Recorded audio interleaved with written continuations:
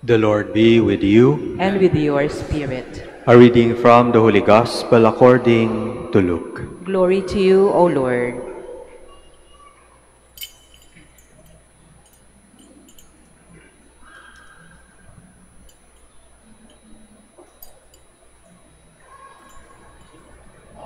Mary set out and traveled to the hill country in haste to a town of Judah, where she entered the house of Zechariah and greeted Elizabeth.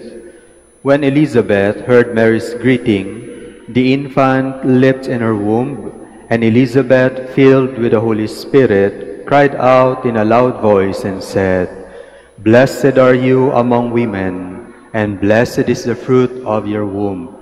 And how does this happen to me, that the mother of my Lord should come to me? For at the moment the sound of your greeting reached my ears, the infant in my womb leaped for joy. Blessed are you who believed that what was spoken to you by the Lord would be fulfilled." And Mary said, "My soul proclaims the greatness of the Lord.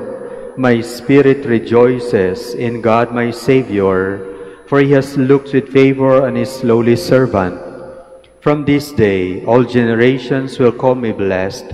The Almighty has done great things for me, and holy is his name. He has mercy on those who fear him in every generation. He has shown the strength of his arm, and has scattered the proud in their conceit. He has cast down the mighty from their thrones, and has lifted up the lowly. He has filled the hungry with good things, and the rich he has sent away empty. He has come to the help of his servant Israel, for he has remembered his promise of mercy, the promise he made to our fathers, to Abraham and his children forever." The Gospel of the Lord. Praise to you, Lord Jesus Christ. Please be seated. Magandang umaga po sa ating lahat. Naku, wala pong sumagot. Isa pa po, good morning everyone. Paki-greet po ng good morning please ang inyong mga katabi.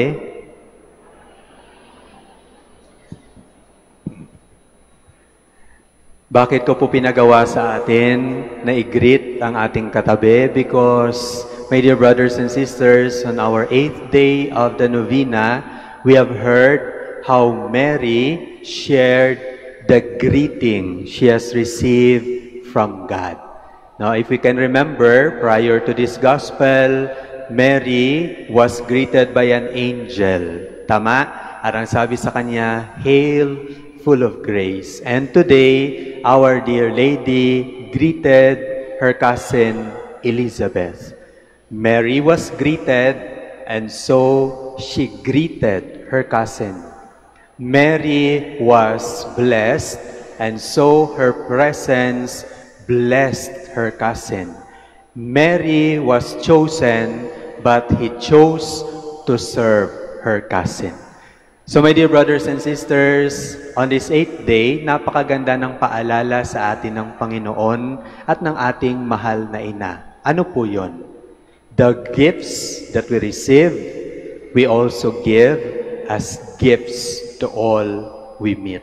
Alam niyo po, isa sa mga pinakamaganda ko pong natutunan sa akin pong pag-aaral is with the vision of Saint Paul, wherein he envisioned the church as the body of Christ.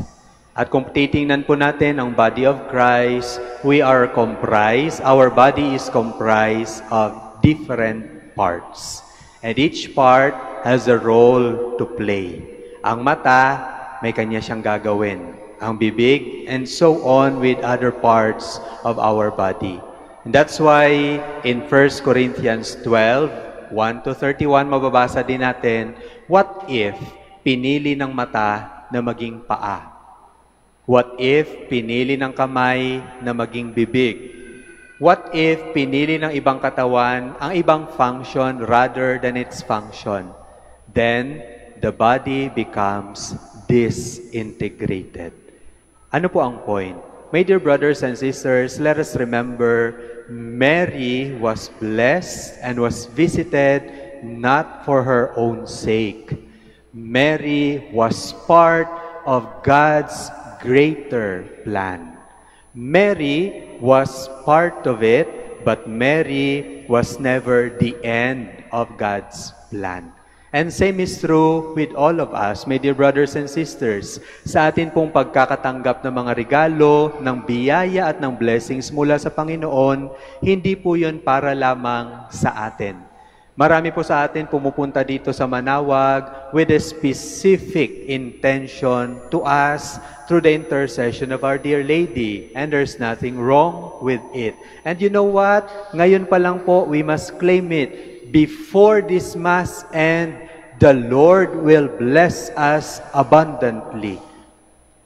Truth be told, the Lord has already blessed us with so much. But let us remember that in today's celebration, blessing should not end only towards ourselves.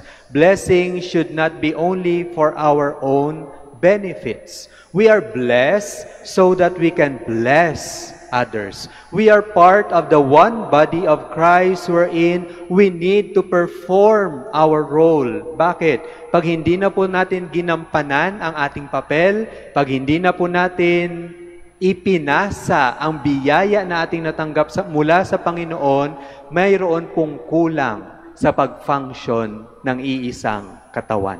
Kung mapapansin niyo po, dito sa simbahan, hindi po pwedeng lahat po tayo ay pare. Hindi rin po pwedeng walang pare. Sa ating katawan, hindi po pwedeng ang ating katawan ay puro mata. Hindi rin po pwedeng puro tayo bibig. Ang ingay siguro ng simbahan natin ngayon kung ang katawan natin ay puro bibig. We are comprised of different parts and guess what? Wala pong maliit o mas malaking gampanin pagdating sa ating katawan. And so we ask, Father, mahirap lang po kasi kami eh. Father, may sakit po ako ngayon. Father, marami din po akong problema. Father, may pinagdadaanan ako ngayon. Father, wala na akong oras para magbahagi pa sa iba. No. All of us will always have an opportunity to share. Just like Mary.